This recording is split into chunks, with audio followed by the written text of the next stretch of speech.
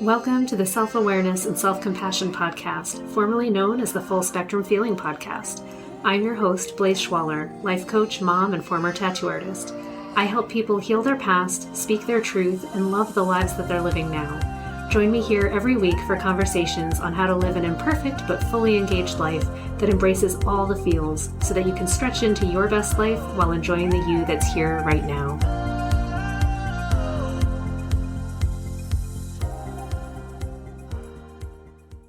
Hello, everybody. This week, I want to talk about the tiny actions that we take or choose not to take and how they can really have a positive impact in your overall lived experience. So it's been brought to my attention that I tend to discount small actions sometimes in my daily life. Sometimes I feel like if I only get a little bit done, that it's not enough. And this definitely speaks to my heart because I'm often reminding myself and retraining myself that I don't need to do everything. I don't need to do it all at once. I don't need to do more than I'm capable of doing in any given day. And if that's really resonating with you, I want you to really receive this into your heart. You do not need to do everything all the time or ever. You don't need to do more all at once. Really, what you're capable of showing up and doing is enough, and that's okay. So I got an email from Jen Hoffman, and she runs this amazing program. It's like the Healthy Moving program. So if you haven't heard of her, definitely check her out. But the work that she does is really amazing. And her emails always just inspire me and make me feel better about life and about my capabilities.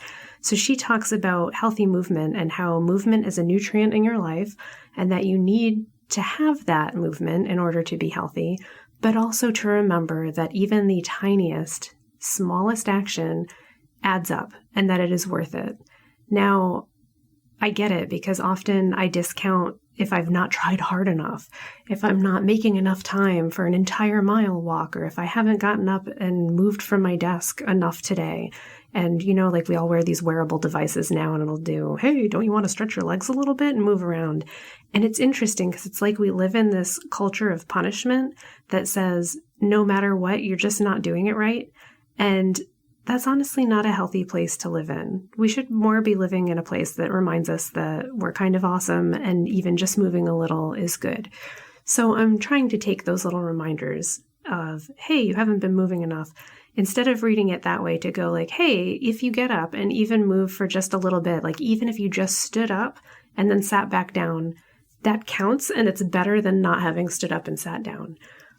And what happens in myself is that my brain wants to tell me that that's ridiculous. And if I just stood up and sat down, that I'm not doing enough to make a big enough change or a big enough impact on my health. And what's crazy about that is that honestly, even just a tiny bit of movement, just standing up and sitting back down actually does benefit my entire system. And it is enough. Would it be great if I did it more often or I was able to go for a longer walk or I had 20 minutes? Yeah, sure, that's fine.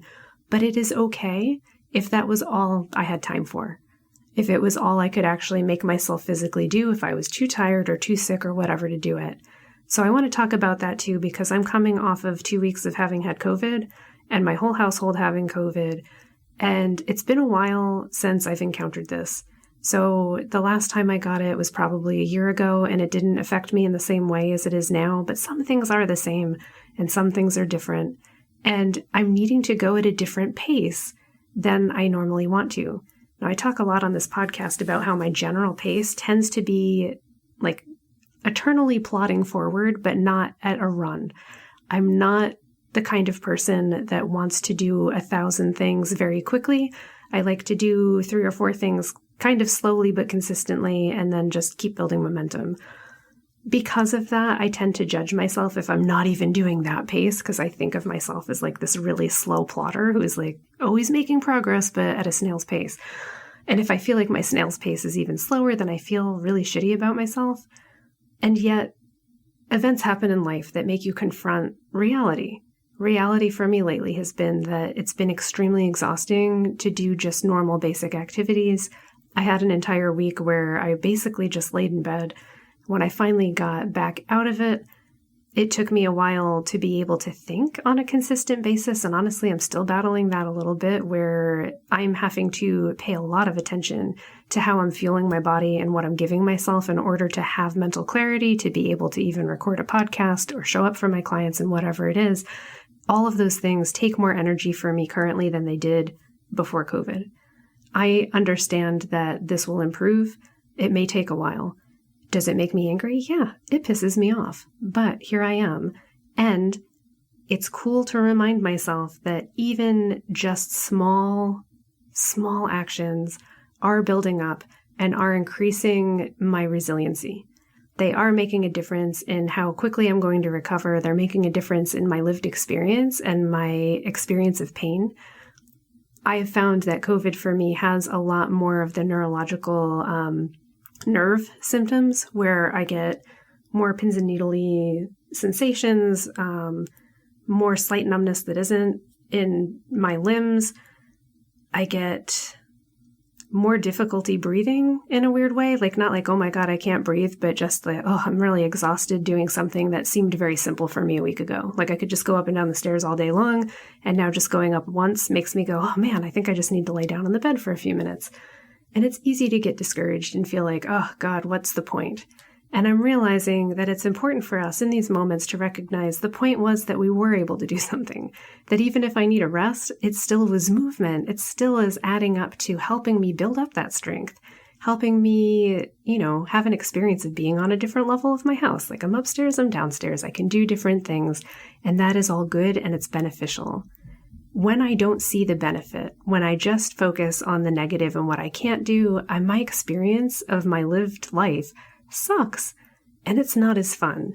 And I know that for you as well, like when you find yourself in this negative spiral and all we're focusing on is what isn't happening the way we wanted, or things aren't happening fast enough, it's easy to get into a depressive spiral and start to doubt that any action at all has any benefit whatsoever. And if that's what you're feeling right now, I want to empathize with that and say, my goodness, I know what that feels like. It just is tiring. And I think that's a lot of it. A lot of it is feeling just so overwhelmed that it feels like no matter what we do, it's not enough. And what I want to remind you is that these moments are our lives. It is enough. It's okay if we're not having the best time of our life in every moment. And actually having that contrast is what lets us appreciate the good times even more. It sounds so trite, but it really is true. I have found that the more frustrated I get, the worse a day is, the better able I am to recognize when things are really sweet and nice and good, even if it's fleeting, and that those moments are worth it too. So really this week is all about me remembering that small improvements are improvements, tiny moments of joy count, and that when I'm trying to move towards a goal, when things have gotten impossibly difficult, or it seems like I've had something block me in the way. So whether it's, wildfire smoke or COVID, or just generally my whole calendar gets disrupted, any of those things are the stuff of life. It happens to everybody. And if I can show up in those moments and go, okay, that's happening, and I still could enjoy getting up and moving. It's not taking away from anything to have a few moments for myself. It's okay if it only is 30 seconds, because if I do that now, and then an hour from now, I think to do another 30 seconds of just like bending my hands or like lifting something, that does count. And it is making me feel better. It is making me more resilient and less in pain. When I confront my pain, when I confront that, muscles have been hurting, or I've got that kind of neurological tingliness or whatever is going on, taking even a small moment to be with that and still move my body in a mindful way is breaking up that sensation. It is contributing to that sensation happening less. It's reminding me that I do have more power than I think I have. And I think that's really important for you to hear as well, is that in the moments that we feel the most defeated and like we need to do more, it's that we're forgetting how powerful we are, that we actually do have control, even if it's small. And we don't need to discount that. Having a small amount of control is still having control. It's still being able to make a choice, and making choices and feeling like you have made that choice is a really powerful thing. So please do not feel like if you show up and do something small, that it's not enough. Remember that it's your choice. It's a thing that you got to choose. It's an experience that you are having, however brief it is. It's so interesting that I notice when I'm trying to do these tiny moments, it is sometimes difficult to appreciate it the less present I am.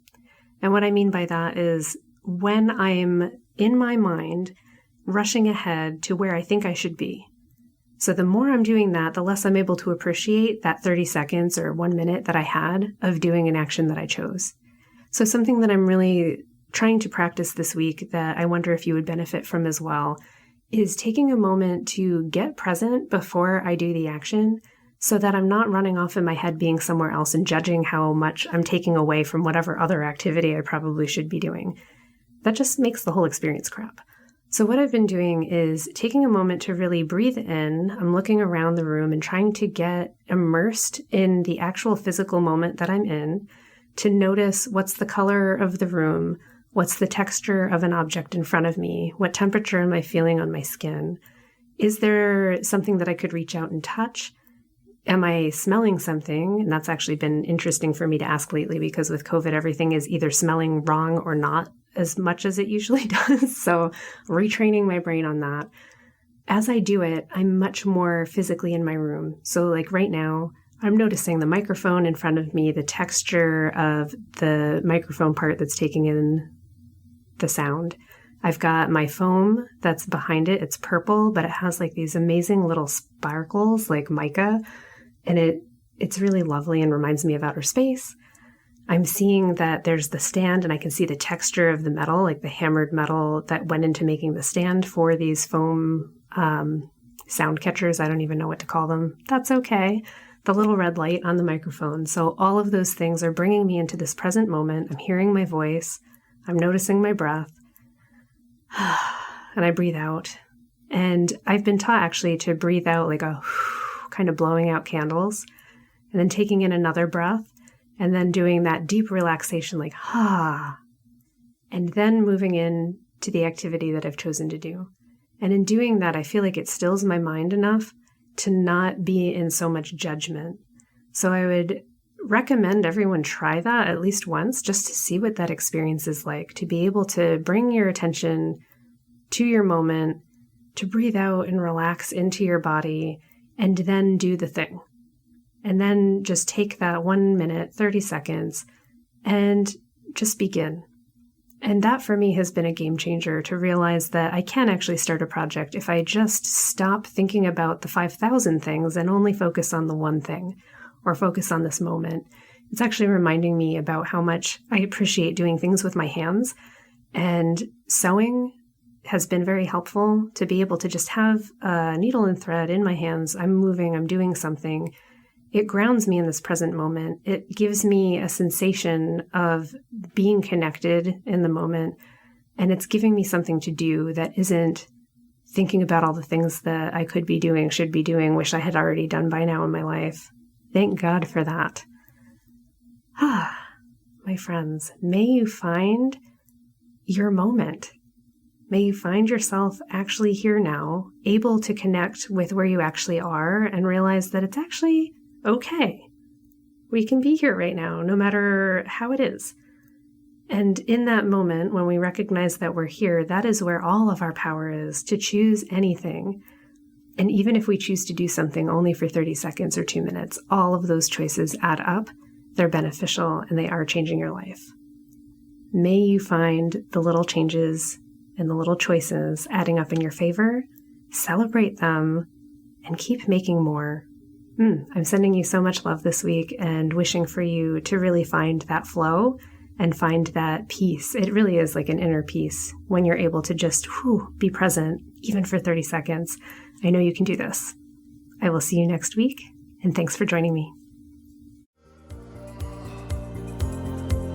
Thanks so much for joining me. If you enjoyed this podcast, please subscribe and share it with someone you love, and leave us a review.